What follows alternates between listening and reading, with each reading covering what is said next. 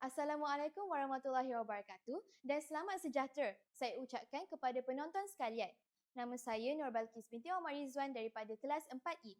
Jadi, pada hari ini saya akan memberikan pengucapan awam yang bertemakan unik yang bertajuk Keunikan Negara Jepun. Jadi, sebelum saya memulakan ucapan saya, apakah itu unik? Menurut Kamus Dewan edisi keempat, perkataan unik bermaksud satu-satunya ataupun tersendiri ataupun istimewa. Berlainan daripada yang lain. Apabila kita menyebut tentang Jepun, apakah yang terlintas di fikiran kita? Adakah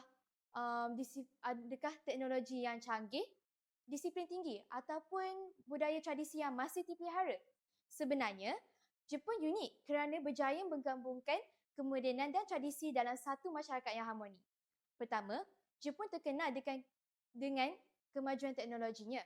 Kereta api laju seperti Shinkansen mampu bergerak dengan kelajuan yang sangat tinggi dan menepati masa.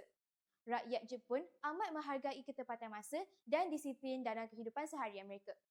Namun begitu, di sebalik bangunan pencakar langit dan teknologi robotik, Jepun masih mengekalkan budaya tradisional seperti upacara minum teh, pemakaian kimono dan festival musim bunga melihat bunga sakura. Ini menunjukkan bahawa kemajuan tidaklah semestinya menghapuskan identiti budaya. Selain itu, rakyat Jepun sangat menitikberatkan nilai hormat dan kesopanan.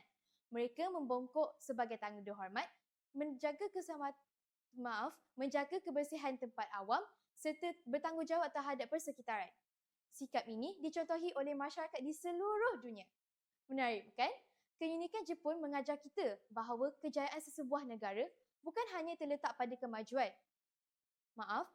teknologi, tetapi juga pada nilai disiplin, hormat dan cinta terhadap budaya sendiri.